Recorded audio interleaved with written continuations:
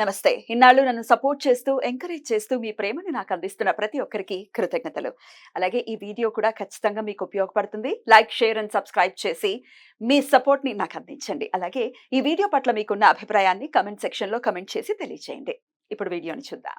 జ్యోతిష్య శాస్త్రం ఒక అద్భుతం. వేదాంగమైన జ్యోతిష్య శాస్త్రం అనేటువంటిది మానవ జీవన గమనానికి ఒక వరం. జ్యోతిష్య శాస్త్రం నీ జీవితంలో వెలుగునింపే ఒక భాష. ఆ భాష నీకు అర్థమైతే ప్రకృతి నీతో మాట్లాడుతుంది. అస్ట్రాలజీ నేర్చుకోవాలి అనుకునే వారికి అద్భుత అవకాశం. మురళీధర శర్మ గారి అస్ట్రాలజీ క్లాసెస్ అతి త్వరలో మొదలు కాబోతున్నాయి. 100% జాబ్ గ్యారంటీ. వివరాల కొరకు సంప్రదించండి. నమస్తే, వెల్కమ్ టు అవర్ ఛానల్. నేను పద్మిని. ప్రస్తుతంతో పాటు ప్రముఖ ఆధ్యాత్మికవేత్త, ఆస్ట్రాలజర్, లైఫ్ కోచ్, బాల త్రిపుర సుందరి ఉపాసకురాలు శ్రీమతి డాక్టర్ ఆర్బి సుధా గారు మనతో పాటు ఉన్నారు. మాట్లాడదాం. సుధా గారు నమస్తే అండి. నమస్కారం పద్మిని. ఎస్ సుధా గారు, బోర్డు మీద మీరు రాశారు. అవును, అన్ని స్తంభన. ఇప్పుడు కరెంట్ టాపిక్ కదా, హాట్ టాపిక్ అయిపోయింది అది. ఇన్నాళ్ళ స్తంభన ఏంటి సుధా గారు? స్తంభన 7th జూన్ వరకు. అవును, స్తంభన అనే దానికి మనం ఆల్రెడీ మాట్లాడుకున్నాం. బట్ జనరల్ గా చెప్పాలి అంటే ఎప్పటికైనా ఇప్పుడు నాట్ ఓన్లీ రిట్రోగ్రేడ్ మోషన్, మళ్ళా నీచ పడినప్పుడు స్తంభన. స్తంభన అంటే ఏంటి? మనమే ఉన్నాం, మనకు ఒంట్లో బాగాలేకపోతే ఏం చేస్తాం? అలాగే ఆగిపోతుంది. అలాగే మార్స్ కూడా, అంటే కుజుడు ఏంటంటే స్తంభిస్తున్నాడు అనేది మెయిన్ టాపిక్. ఎక్కడ స్తంభిస్తున్నాడు అనేది వెరీ ఇంపార్టెంట్. స్తంభన అనే దానికి అందుకనే ఎగ్జాంపుల్ కింద అది చెప్పాను అనమాట. అంటే నీచ పడుతున్నాడు. మనకి తెలిసిన ఒక విషయం ఏంటంటే క్యాన్సర్, కర్కాటకంలో నీచపడతాడు అనమాట.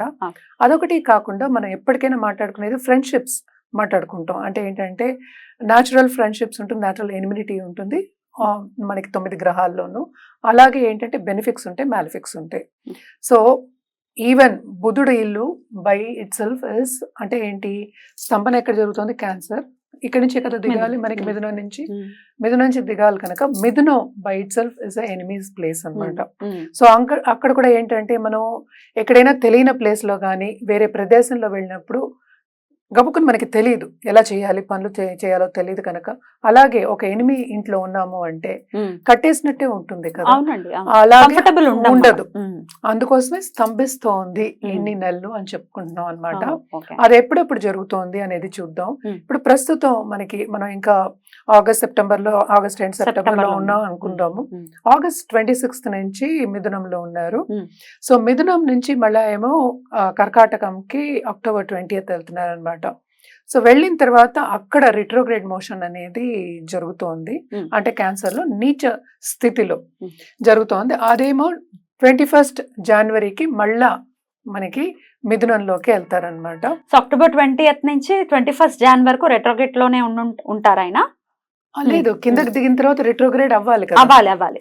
రెట్రోగ్రేషన్ లోనే నీచంలో రెట్రోగ్రేడ్ రిట్రోగ్రేడ్ అంటే కిందకి దిగాలి కదా. So that is direct motion. So మళ్ళా రిట్రోగ్రేషన్ అయినప్పుడు వెనక్కి వెళ్ళాలి కదా. సో వెనక్కి ఎప్పుడవుతోంది? అది మనకి జనవరిలో అవుతుంది నెక్స్ట్ ఇయర్. మిథునంలోకి వెళ్తున్నారు. అది నేను అందుకనే 6 వేశారు. ఫిబ్రవరి వరకు ఉందన్నమాట అది. సో ఫిబ్రవరి వరకు అంటే రిట్రోగ్రేషన్ మోషన్ అనమాట. అంటే 24th ఫిబ్రవరి వరకు ఉంది. మళ్ళీ డైరెక్ట్ మోషన్ అవ్వాలి. రిట్రోగ్రేడ్ అయిన తర్వాత మళ్ళీ కర్వ్ తిరగాలి కదా, వెనక్కి తిరగాలి. అప్పుడే కదా మనం డైరెక్ట్ మోషన్ రావాలి. So direct motion 24th Feb నుంచి 3rd April మనకి మిథునంలో అవుతున్నారు. దాని తర్వాత ఏంటంటే 3rd April కి మనకి కర్కాటకానికి వస్తున్నారు అనమాట. June 7th వరకు ఇక్కడ ఉంటున్నారు. తర్వాత June 7th కి మనకి సింహంకి వెళ్తున్నారు అనమాట. సో ఇన్ని రోజులు ఏంటంటే ఇది చాలా ఎక్కువ రోజులు. యూజువల్ గా మార్స్ మనకి కుజుడు 45 days లో మనకి మూవ్ అవుతూ ఉంటారు అనమాట. సో ఈ రిట్రోగ్రేడ్ మోషన్ మూలాన్ని అక్కడే తిరగడం మూలాన్ని ఈ 2 రాశుల్లోనే కుజ స్తంభన అనేది ఏర్పడుతోంది. ఎందుకంటే నీచ స్థితిలో ఎవరు ఏం చేయలేరు, అలాగే ఎనిమి హౌస్ లో కూడా ఏం చేయలేరు కనుక. సో ఇవన్నీ ఏంటంటే 12 రాశులు, 12 రాశుల వారికి ఎఫెక్ట్ అనేది ఉంటుంది. అంటే తప్పక ఉంటుంది కదా. మరి 9 గ్రహాలు ఒక గ్రహం అలా అవుతున్నప్పుడు ఉండదా? అలాగే మనకి జూపిటర్ కూడా రిట్రోగ్రేషన్ అవుతున్నారు ఇదే సమయంలో. సో కొన్ని రాశులకి బాగుంటాయి, కొన్ని రాశులకి బ్యాలెన్స్డ్ ఉంటాయి, జరుగుతూ ఉంటుంది. డిపెండ్స్ అనమాట. It is not only that. ఏంటంటే దీంట్లో కూడా మళ్ళా రిట్రోగ్రేడ్ అయినప్పుడు ఒకలా ఉంటుంది, Hmm. డైరెక్ట్ మోషన్ అయినప్పుడు ఒకలా ఉంటుంది. Hmm. సో రెండు విధంగా మనం చెప్పుకోవాల్సి వస్తుంది ఒక్కొక్క రాశికి ఓ అన్నమాట. రెండు చెప్తారు అయితే ఇప్పుడు. అవును, రెండు ఉండాలి అండ్ పరిహారం కూడా ఆబ్వియస్ గా చెప్తారు కదా? అంతే కదా. Right. జనరల్ పరిహారం అంటే మనం కుజుడికి Hmm. జపం అది చేసుకోవడం అనేది జనరల్ గా చెప్పుకునేది. Hmm. మనం ఒక్కొక్క రాశికి చూసి మనం విడివిడిగా చెప్పుకోవచ్చు. తప్పకుండా ఈ ఎక్స్ప్లెనేషన్ ఖచ్చితంగా వినాలి. వినకుండా డైరెక్ట్ గా వెళ్ళిపోవటం, డైరెక్ట్ గా రాశి గురించి తెలుసుకుంటే, మనం నాలెడ్జ్ ఉంటే దాని అర్థం ఇంకాస్త బెటర్ గా అర్థం అవుతుంది మనకి. సింహరాశి వారికి ఎలా ఉండబోతుందండి కుజ స్తంభన ద్వారా? సింహరాశి వాళ్ళకి కూడా చూస్తే మనకి 12వ ఇంట్లో జరగబోతోంది ఇదంతాను. సో 12వ ఇంట్లో జరుగుతోంది కానీ యాక్చువల్గా మనం చూసామంటే సింహరాశి వాళ్ళకి 4th అండ్ 9th లార్డ్, అంతే కదా.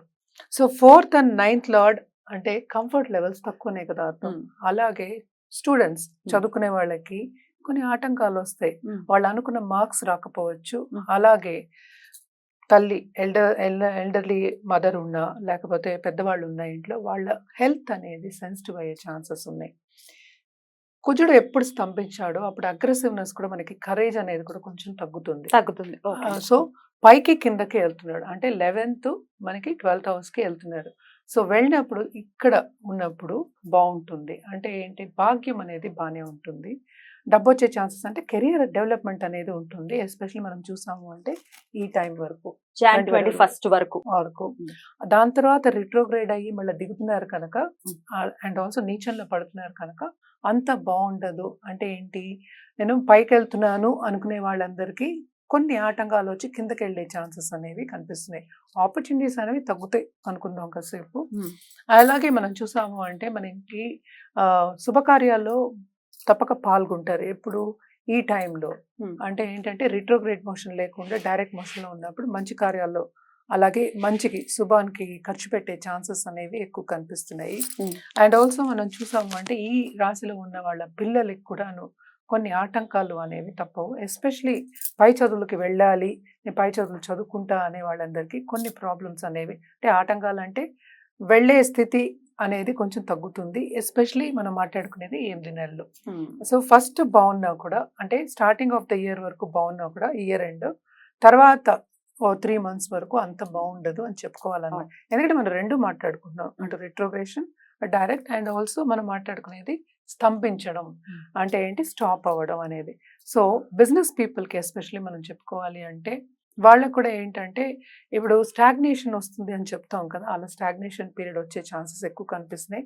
పార్ట్నర్షిప్ బిజినెస్లో ఎస్పెషల్లీ వీళ్ళకి తప్పక ఏంటంటే పార్ట్నర్ ఒకళ్ళు వాకౌట్ చేసే సిచ్యువేషన్ రావచ్చు, డబ్బు దగ్గర ప్రాబ్లమ్స్ కూడా రావచ్చు, అంటే ఇబ్బందులు రావచ్చు. At the same time disagreements అందాం కాసేపు, అలా కూడా రావచ్చు అనమాట.